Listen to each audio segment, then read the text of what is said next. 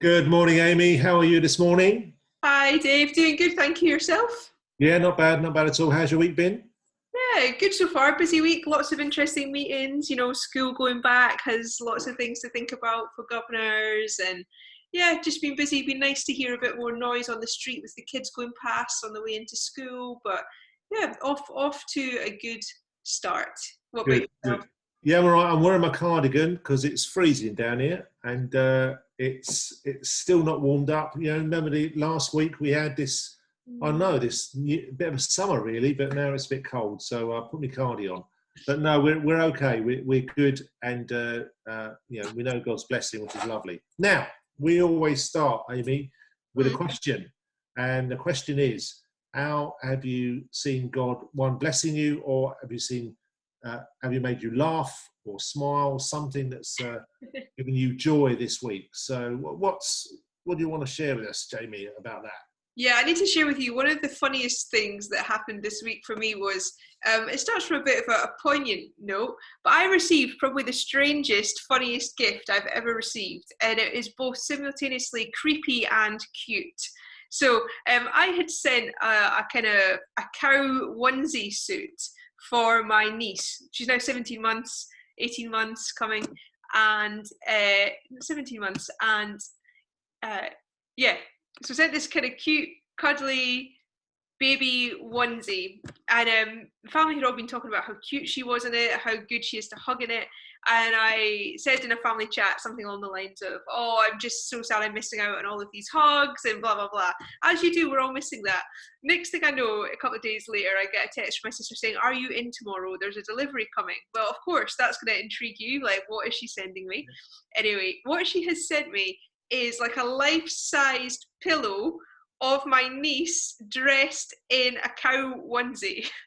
So it is literally really, really cute, but also a little bit creepy. So I've just been having this kind of funny time of sending them pictures of me with this pillow. So like at the weekend, I was eating my dinner and I had the pillow sitting beside me. So I took a selfie and said, "Me and Hannah having dinner. She's a bit quiet though, but she hasn't thrown anything on the floor." Because of course I get sent these pictures of her in the high chair causing chaos.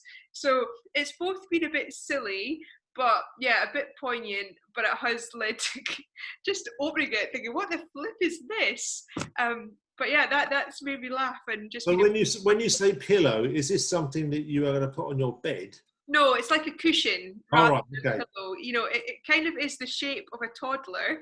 um I was going to show it to you, but my sister and brother-in-law don't like her face being on Right. social media, so I can't. So I was thinking, how could I show you this but cover the face? Now I can't do it in a way where I can guarantee you won't see her, but it is.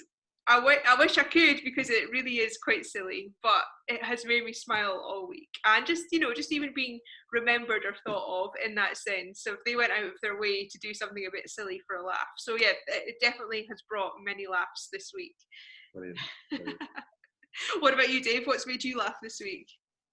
Every Friday during this lockdown, I do engage in the Garden Calf quiz, Right. which yeah, we don't do too bad actually. And in fact, last week we won the quiz, which was fantastic.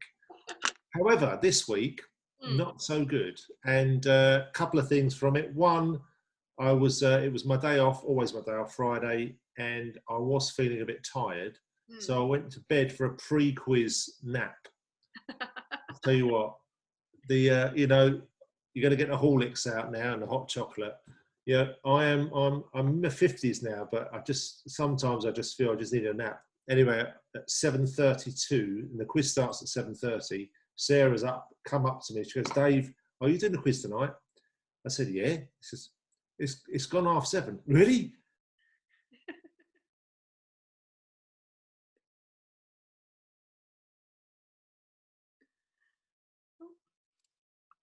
That I already asked. But lo and behold, what's funny was we came from first the week before Mm. to last, and because I was on my own, and so it taught me that I don't know everything, and I do need my daughters around me to help me. So that's and it was funny. And the good thing was that I could choose one of the rounds next week.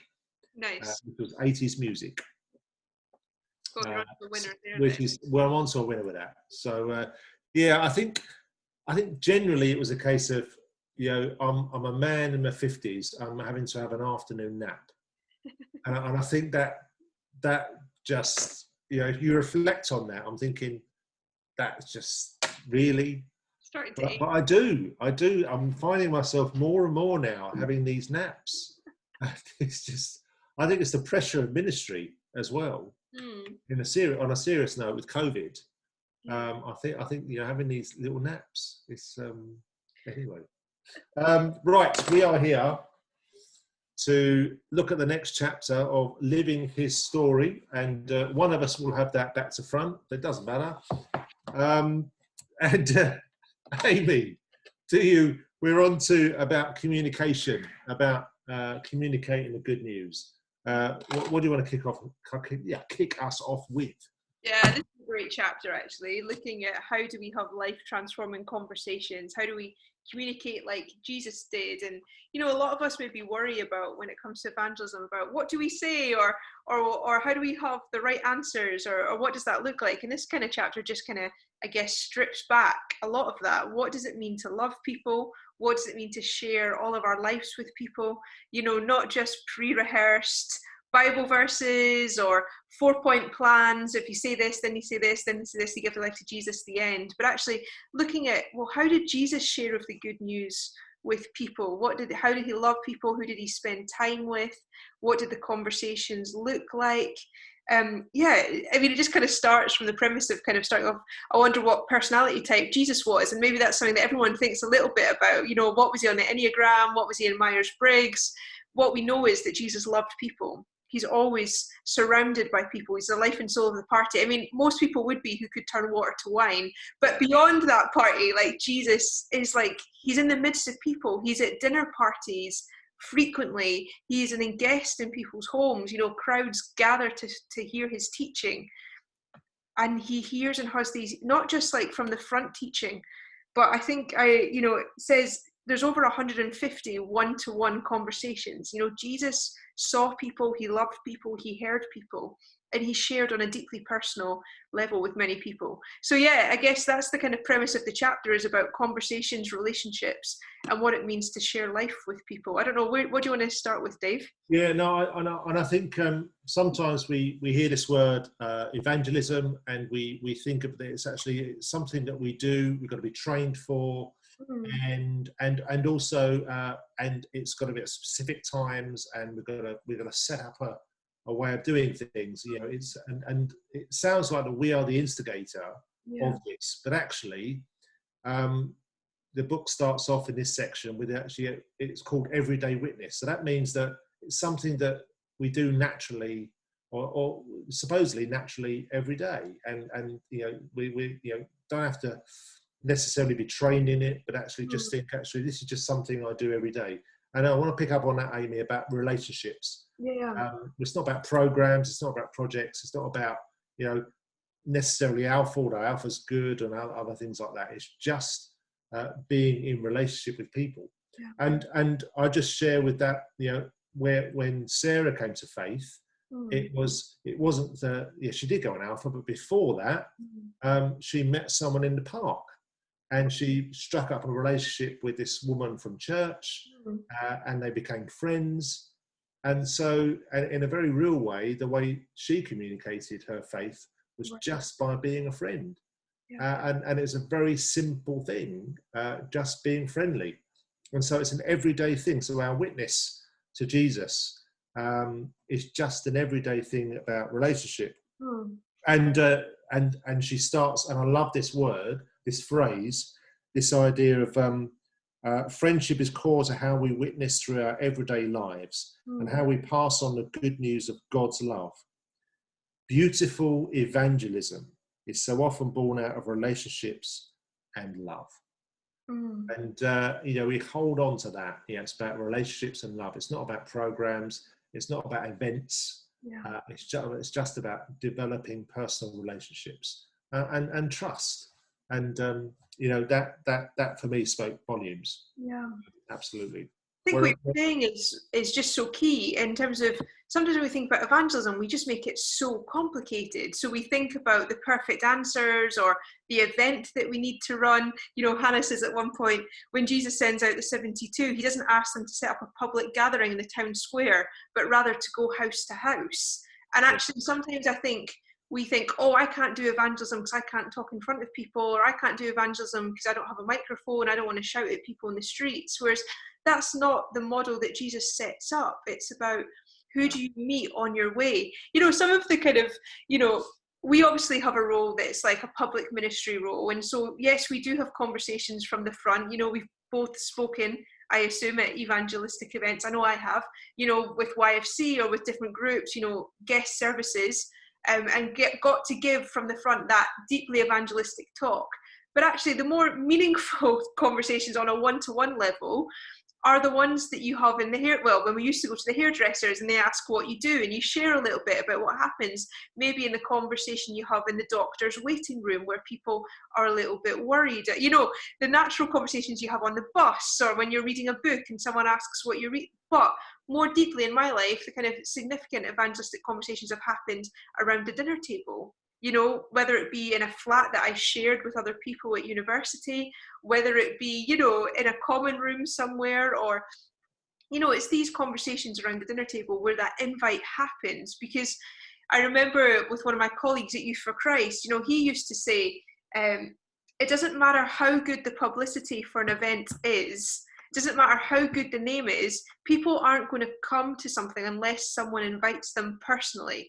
We spend so much money on projects or on courses or on publicity, but actually the biggest difference to whether or not you're going to go to a church service is whether or not someone invites you. It's very rare for somebody to see a leaflet with no personal contact and go, okay then, but what it's a normal thing to do? It's to go with your friend to see it. If there was a concert on, if I was going to see a live music gig, right, I need someone to go with. And probably if it's someone I've not heard of before, then it's probably going to be one of my friends loves this recording artist and says to me, Amy, you've got to hear this gig. It's going to be amazing. You know what? I trust my friend's value of that. Yes, I will go and check out the gig. Same with a sporting match, right? It'd be very unusual if you'd never watched a boxing match to turn up and watch a boxing match. But do you know what you would do? If your mate was going and had a spare ticket and was enthusiastic enough about it, you'd definitely take the ticket and go along, right? Yeah. I think that's kind of, in terms of the relationship, in terms of the personal invite, I think Hannah says, I think it was in this book and not in something else I was reading earlier this week, but the main reason why the second reason why people come to faith is because someone invited them to something. The first reason is you're born into a Christian home. That makes sense. But the second reason is because of a personal invitation to come and see, to go and try it out. That we can all invite people to try and see something, to come along. So yeah, that really, really spoke to me. I don't know what you think, Dave. Yeah, and I think it's interesting that we can so easily compartmentalize our life. And so, this is our church life, and this is the rest of our life. And Hannah picks up on, hold on a minute, we spend 2 or 3 hours in church a week. What happens to the other 100-odd hours that we spend? What are we doing then? And I love the bit where it says, I've decided this week to start attending the local lunch club and make some friends. Well, you and I have done that, the lunch club at Ascension, and sometimes it's the furthest place we want to be. Actually, it's not the place, it's the place Jesus wants us to be. And one of the things that Hannah picks up on is the type of people that Jesus mixed with. That he didn't just, he didn't only, in fact, he didn't do it at all. He didn't mix with the religious elite. He didn't mix with the churchy people at all, really. He mixed with, just normal people outside of any, synagogue or anything. He actually mixed with, and the type of people he mixed with were people that no one else would. And there were questions being asked. Why are you being with that person? Why are you seeing that person? And so not only is this idea of invitation, and Jesus invited, but also he broke down the barriers of what was the underlying, I suppose, way of doing things. you can't do this, you can't do that. Well, Jesus said, actually, I can and I will.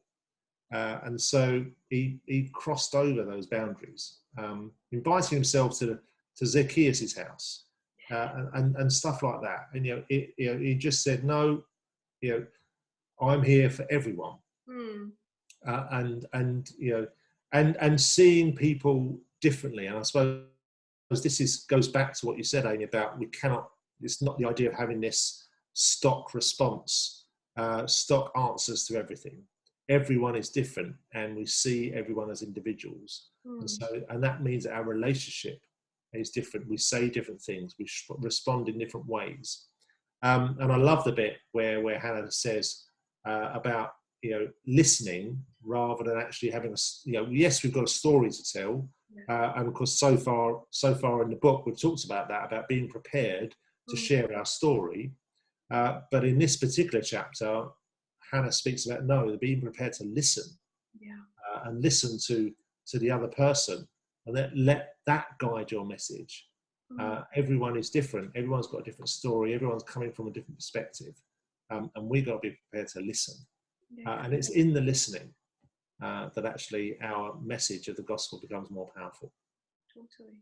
Just looking at Dave, I have that paragraph open where she's kind of making that point really beautifully. And, she says, however, the greater skill is in the ability to integrate what we believe about Jesus with the reality of the person sitting before us. And this is where Jesus's approach can be helpful for us. Evangelism then views the person before us as a subject rather than the object in our conversation. Evangelism is not about communicating information, but encountering the other.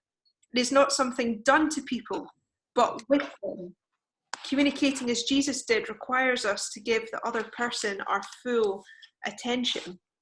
I remember at university being taught by well-meaning people in the church I was attending that evangelism was a 4-point thing, and they sat us down one day and tried to explain to us the words we would use, how you would respond to questions. And I can remember sitting there and saying, but what if the person doesn't say that? Then what do you do? And they said, bring them back round, and thinking, this is nonsense. We're not dealing with robots. We're dealing with people who have experienced hurt in their lives, that have big questions. They're not neutral. And it might not surprise you, Dave, but I'm the person in that situation that starts to ask the awkward questions of, but this is real people with real situations. And I just think Hannah, makes that point so beautifully. It's about listening. It's about encountering the other, not coming with a slideshow ready presentation with a time frame, but just giving space to, as you said, listen, not just to what the person's saying, but I also find when I stop talking, I might be able to hear what God's saying in the situation as well. Sometimes we just get so nervous and start our pre-prepared answer that we forget that we're talking to a real person about a God who also speaks. Yeah.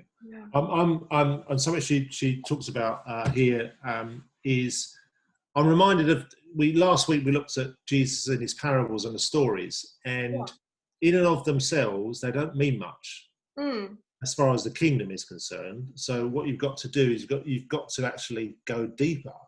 And one of the things about the parables is they're sort of in two parts. Jesus will open up with this, and I'm thinking, all right, okay, what does that mean? And I'm glad you asked that, because actually this is what it means. Yeah. And we've got to be open, and we've got to ask the question about where people are. And the idea is what sort of question is, they've obviously got an experience. So we've got to say, rather than, and I'm repeating myself now, rather than say what we want to say, we ask them the question. Okay, well, why do you think that? Or what has made you come to this conclusion? And that does two things. One, it gives us breathing space. Not really a good thing. But two, it just says, well, we're interested in you. We are interested in you. Yes, we've got a good story to tell. We've got the best story in the world to tell. But where are you at? Where are you? What's your experience? And for a lot of people, their experience, I've had lots of conversations with people that had bad experiences of church, bad experience of, dare I say, Catholic school, and they want to run a million miles away from God. And so it's got to start with where they are. Where are you at? Where are you at? And why do you ask that question as well? Because that's it. And we said this already. The idea of actually Jesus starts with a place of love. Yeah. Every question he asks, every motive, everything he does, it starts with a place of love. And that's so key, isn't it? Because when we think about evangelism sometimes, you start off by saying evangelism is rooted in our relationships and in conversations. And when we start to think of evangelism, our evangelism is rooted in love. It changes the way we approach it. Because why would we not want to share the reason of our hope with those we love and care about, right? Because, I've seen it, and I'm sure you've seen it done really badly in the past, where actually the way that some people talk about evangelism is like, is counting the amount of people, which I think of a way to say that in a way that didn't sound like jargon that meant something different in kind of contemporary culture, but almost like just a count of people that they personally have saved. And, we've all heard people talk that way, or talk about the amount of people that signed up to an Alpha course, but nothing about then how they then came to know Jesus, or how did you walk them. We end up just talking about numbers rather than about people and individuals with stories. There's someone I know on social media who started off a new, kind of ministry thing. But at times he's the hero of the story, not Jesus. So how do we have a thing, or a view of evangelism that starts in love and caring for those we want to share the story with? Jesus deeply cared about people. That's what inspired him to have these conversations, to ask the questions, to really listen. So what does it look like when we start to see that as the basis for our evangelism? Do we love these people? Do we care for them? Do we want to share the reason of our hope, rather than just boast about the people the numbers that came to a conference, or the numbers who signed up to a course? It's not the way that Jesus spoke about. Jesus didn't get gassed off the 5,000 people that came when he fed them, but he cared and saw the women that anointed him with perfume, or the woman by the well, or Zacchaeus, or blind Bartimaeus.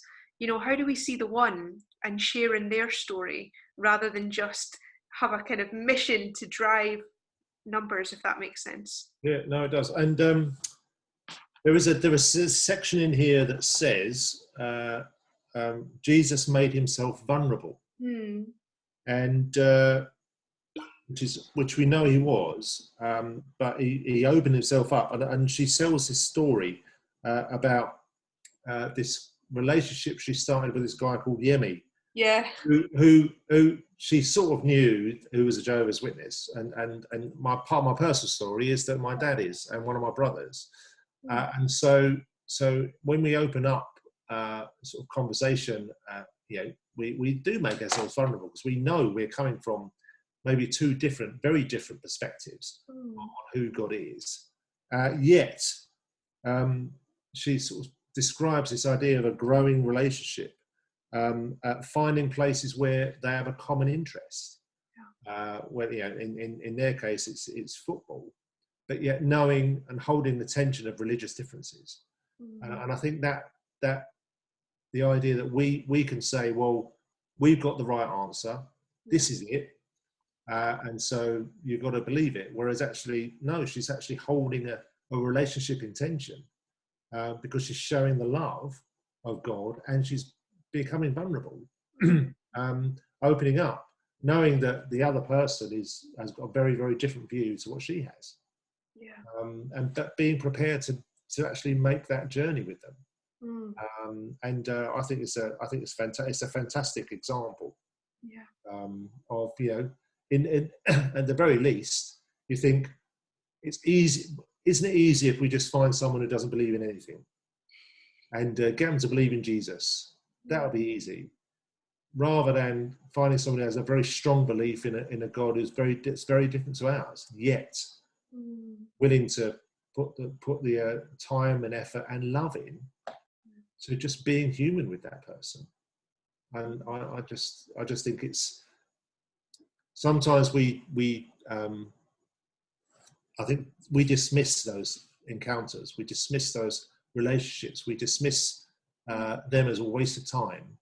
Let's move on to someone else who probably have a good chance of converting them to Jesus. And I think we miss the love of God in that. We miss grace, and I think that really was very powerful for me. And because in my personal situation, that's I've got family like that. So yeah. I really love from that section of talking with this friendship with Yemi, the JW, she goes on to talk a little bit about just the importance, as you've kind of picked out already, of the looking for similarity, so the shared interest, and in this case it's football and sharing in that. But also Hannah then goes on to talk about listening for what the person is actually saying and not assuming that we know what they're looking for. And she makes that kind of point really powerfully. I found quite moving the page after, the story of blind Bartimaeus. Like, Jesus hears his call for mercy and stops, even though there's a crowd. And here's blind Bartimaeus. He's begging by the side of the road. You would think it's obvious what Bartimaeus might want from this healer. But Jesus doesn't assume, because he says to Bartimaeus, "What do you want me to do for you?" And gives Bartimaeus ownership of the answer. What is he looking for? Does he want to be made well in that sense? And I think, when we're listening in doing evangelism, sometimes there's a real danger of thinking we know the answer that people want, and we kind of maybe just, again, jump into what we think. But just that importance of stopping, of listening. Hannah will then go on to talk once more about the importance of questioning. Every question is rooted in something. The question about suffering, well, is somebody sick? Has something awful happened? None of these questions are asked in a vacuum. I've always found it really powerful in evangelism, or just in conversations with people about faith, to ask questions. And it's helpful because it's exactly what Jesus did. Hannah makes reference to Jesus gets asked 180 questions in the Gospels. Now, he only directly answers 10. You don't have to have an answer for every question. Jesus just pretends he doesn't hear them sometimes. Or Jesus immediately asks the question back. So Jesus asked 180 questions, answers 10, but he also in reply asks a further 300 questions. We've got to learn to ask the question to find out what's actually being asked. Because a lot of the time there's a superficial question, but we start to strip the layers back. It gives space for a much deeper conversation. Dave, that so often what people are looking for isn't my academic theological impression of a Bible verse. What they're looking to hear is, does God love me? Does this matter? That question about suffering rooted in the cancer diagnosis that happened, or in finding out the child is terminally ill, or someone being made redundant from work. Does God really care about my daily needs? People don't want a big theological thesis. They're looking for a God of compassion, and also that we hear their concern. Jesus' response, listen and ask back in order to clarify what's really going on in the conversation. And I think that's just so powerful when it comes to evangelism. How do we listen and hear what's being asked before we are ready to give the answer we think people are looking for? Yeah, and also we could easily get caught up in the idea of we're sort of like a steamroller. Nothing's going to stop me. This is what I'm going to do. I need to tell this person about Jesus, and nothing's going to stop me. This is what I'm going to do. This is my plan for the day, for the week. I've got it all sorted out, and then we're interrupted. Yeah. And I've used this before as an example about Jesus was on his way to Jairus and his daughter, and heard that she was ill. Come here, and was stopped. And what stopped him? His compassion. Yeah. And I think sometimes, and I've seen it, you've seen it, where we've seen ways people want to communicate the good news of Jesus, yet lack compassion. And are so really rigid on, no, I've got to do this. This is it. Nothing's going to stop me. That they miss, the person, the woman who's bleeding for 12 years, touching their cloak. You know, I have had many times in my short ministry what I would call divine interruptions, whereas actually I have a plan for the day, but it stopped and something has interrupted it, and quite rightly. And we've got to be open to that interruption. And you know, time and again it's happened to me. And sometimes I do fear the knock at the door and the ringing of the bell, thinking I'm doing something, I cannot be interrupted yet. Something facing me, compassion, this gut-wrenching thing, compels me to address that and put this on hold. So you know, Jesus was interrupted, and we need to be open to that. You know, love and grace and compassion. I think they're the words we're getting from today. Yeah, listening, questioning, and looking for stories to share, the moments of just relationships and being in community with people and sharing. I think you said quite early on in our conversation about, you know, it's not about the 2 hours a week we spend in church, but, you know, who are we spending the other 140 hours in the week with? And how do we bring Christ's light and love into those conversations, into those spaces, not in a weird way, but just by living out the hope that we hold on to. Powerful chapter today. Yeah. No, it's been lovely. Really, really, really good.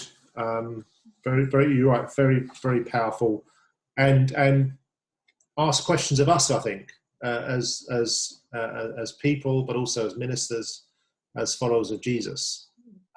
We need to hold on to these, you know, things that are, you know, very profound things. It's questioning, it's listening, it's showing love, showing compassion, not thinking we've got all the right answers, but starting with the other person.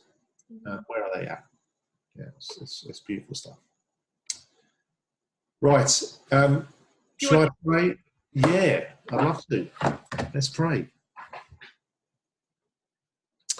Lord, we do thank you for our time together. You would, by your Spirit, bless us, but also bless those who listen as they seek to understand what it means to share the good news of the gospel, the good news of you coming into this world.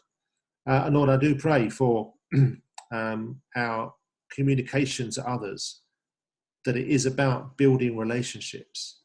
It is about starting where the other person is.